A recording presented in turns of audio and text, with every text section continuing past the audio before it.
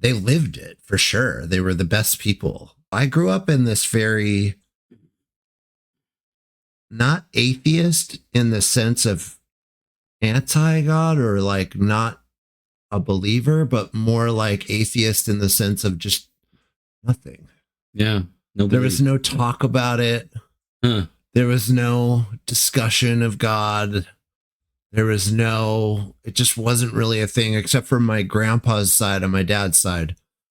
In my teenage years, I was the most vocally anti-Christ atheist person in my friend group. You know, looking back now, it's like I was the one who was the most vocal because I was the one who was closest to. I was challenged. I was like thinking about God the most. Uh-huh. And I actually had an experience way before that. So I was like 14. This is a vivid experience where I was in Boise. I was 14 years old. I was going to get on the bus. It was like 7:15 in the morning or whatever that we had to walk to the bus. And of course, our parents at that time made us walk to the bus. Unlike today, I think most kids get a ride. But we would walk, and this particular Boise is usually temperate, you know, at the very worst. This particular morning, it was extra cold and it was windy on top of it. So it was like 10 degrees with wind chill. So it was probably colder than that. And I didn't really have clothes for that because I was a Boise kid, right? It's kind of like here. You know, you're pretty temperate. So you're not, if it gets below zero, it's a little outside the ordinary. Yeah. You're probably not prepared for it. So we're walking and I'm walking with one of my friends and the wind is just fierce. So it's making it extra cold. And I said, as a joke, I said, God, let the wind stop.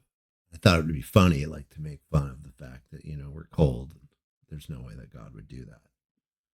And it went from like 20 to 25 miles an hour gusts or just solid wind to dead still in like the moment I finished the sentence. Oh. Okay. So me and my friend looked at each other just like, what just happened? And they're like, so cool. You kind of are like, is this real? Like that's a coincidence, right? Like, of course, this is a coincidence. Like it just so happened. But you never forgot it. Well, no, hold on. Oh, okay. So we're walking and the wind gradually picked back up. And I looked at my friend and I said, there's no way it happens twice. And I said the same thing. God, please let the wind stop. And again, just dead, like complete stagnant air. It was like, so, you know, you're like, and we're looking and we looked at each other like that really just happened. And of course, like, you know, I don't think we really thought of it anymore. It was something that just happened. Yeah. So that I had a couple of things like that in my young life outside of my, you know, atheist sort of upbringing. And then was vocal, and all of my friends, funny enough, my two best friends, their families were Christian. Uh-huh. And like I said, I had an abusive stepfather. So my mom stayed with him for a long time. He was an alcoholic and all the problems, right? And she was codependent, etc. So I would stay at my friend's house all the time, both families, and just to be away from all that in my late teens. So that was part of why I was vocal, because we were going to church all the time, because that was kind of the rule. Like, if you're going to stay over, sure, but you're going to church on Sunday morning, right? I love it. So, which was cool. I mean, great families, the Carlsons and the Kaufmans and Bozeman. But so I was constantly sitting in church, listening to these sermons and then thinking through these things. I was really intelligent and I'm challenging all these ideas. And eventually what happened was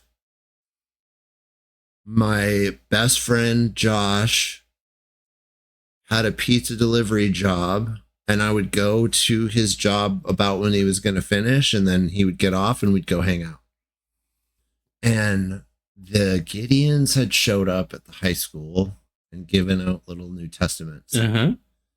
and he had this little orange Yeah. Gideon's I New know Testament exactly in what his it- car Uh-huh. that had been given to him, and he just kind of like threw it in there.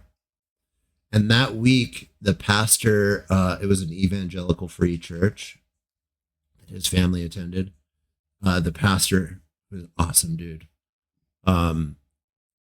He started. He was a linear teacher, so he would just go through line by line, verse by verse, book by book.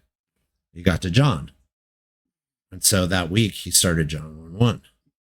Great verse. And he did this amazing. He did an exposition of probably, I don't know, the first half of the book, the whole first chunk, where it's like, in the beginning was the Word, and the Word was with God, and the Word, and then how John really cycles around that word logos and the word and all of these concepts that were really Greek concepts, and he was,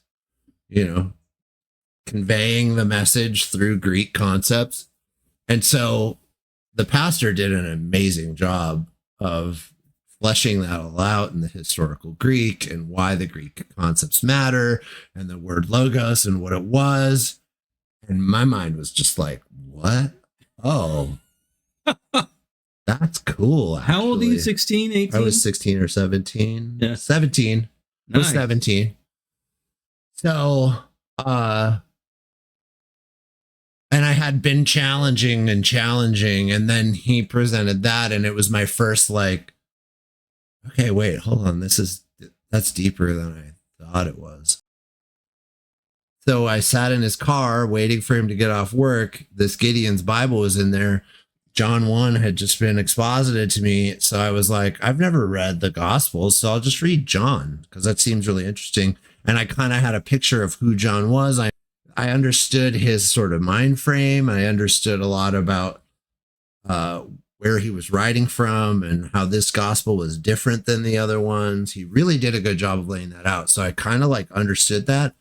And then I read the whole thing in 2 sittings, 2 nights in a row, waiting for my friend to get off work. I read the whole Gospel of John.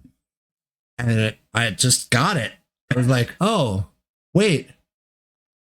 God doesn't want to send people to hell. He sent his son to save people. That's the whole message. Like, it's not his intention to separate people from him. It's his intention to save them. Yeah. That's a very different way of looking at it, right? Where most people are like focused on the hell part. And it's like, yeah, that's there. But in contrast to that, God is doing everything he can to not let that happen. That's the point. Right? So I got that, and I just immediately, I got saved sitting in the car. I just became a believer right there. I just got it. And Cool I understood. story.